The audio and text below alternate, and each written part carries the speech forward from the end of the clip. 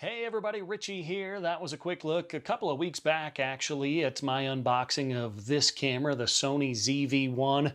Of course, you likely know it as the world's best vlog camera. Like you, I watched all of the big guns on YouTube talking about the different ways that this would change the vlogging game forever. And it is. It's an absolutely outstanding camera. Quick history about me. I do weddings, I do some real estate, I do different video work like that, but my main gig is actually in broadcast television. And so one of the things that I was curious about is, could this Sony ZV-1 serve as a professional camera in terms of broadcast? Maybe a second camera, a B camera for an interview, getting some B-roll in a pinch, just like anything. You use the tools that are in your toolbox in the best way possible. So shortly after that unboxing video, I took this thing out on a story to see if it could work for broadcast journalism. Oh, was there? Yeah. Like many college students, Thane Harrison was in need of a summer job.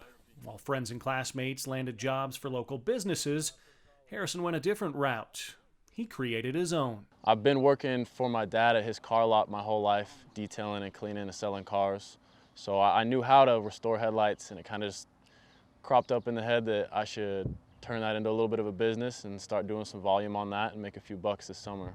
So that's just a quick snippet of a story that I did. A local football player raising some money throughout the summer, restoring headlights, and everything that you saw right there and still see here was actually shot on the Sony ZV-1.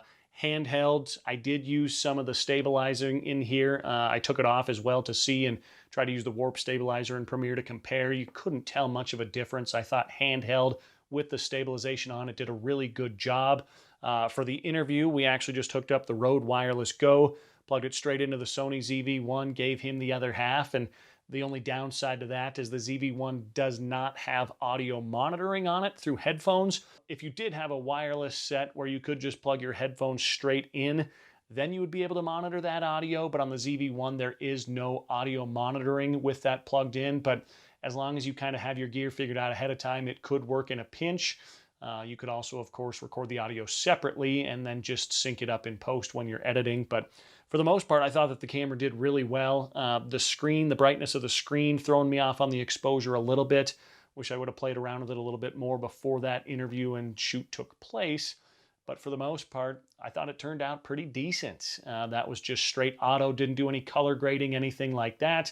I do shoot all of my videos on a Sony a7 III with a B camera of a Sony a6300. And with that, shooting in H-Log, S-Log, doing some color grading and stuff like that. You could do that with this. The Sony ZV-1, of course, it does have some picture profiles in there. I did not for this shoot, just took it straight out of camera, wanted to see what it was capable of and thought that it turned out pretty good. In fact, actually had some of the people on our TV team reach out and say that that video looked really sharp, really crisp. It looked much better than what they get out of their cameras, which some of them are shooting on the old big shoulder camera rigs, of course, the old P2 Panasonic cameras. Other ones have some handheld JVC and Sony cameras as well. But with these, shooting mirrorless, shooting DSLR, shooting ZV-1 even, you have so many options when you're right there. The 180 rule, of course, makes it look nice and crisp. So yeah, let me know what you thought in the comments, but in terms of just taking it straight out of the box, firing it up, and getting a story going, I thought it turned out pretty well. I'm excited to use it as a B cam for some interviews. The other thing I wanted to know is, can you use this as a travel cam? We know it can vlog, we know things like that, but what about pictures? What about just snapping some pictures when you're hiking in the mountains?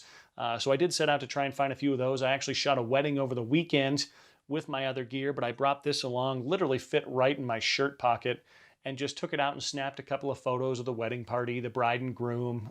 Their dog stole the show a little bit, was kind of a ring bearer in that wedding. So again, straight out of the camera, wasn't shooting in RAW, wasn't shooting anything like that, just grabbed it, fired it up, even had it on the auto setting for photos a couple of times, just snapping some photos away, and thought that they turned out pretty decent. So there are definitely some capabilities there, just like the RX100 line. It is the 24-70 zoom. It doesn't have that 24 clear up to the 200 like the Mark 7, the RX100 Mark 7 does. But for what it is, this thing really does handle that as well. So you've got your photos, you know all about the vlog capabilities, you've seen everybody else's YouTube video on that, and for those working in some kind of a broadcast or other professional setting like that, this could work in a pinch. Just like anything I said, the tools in your toolbox can be used at different times. And even though I did set out to shoot with this only in that particular shoot, it's going to come in handy in plenty of ways.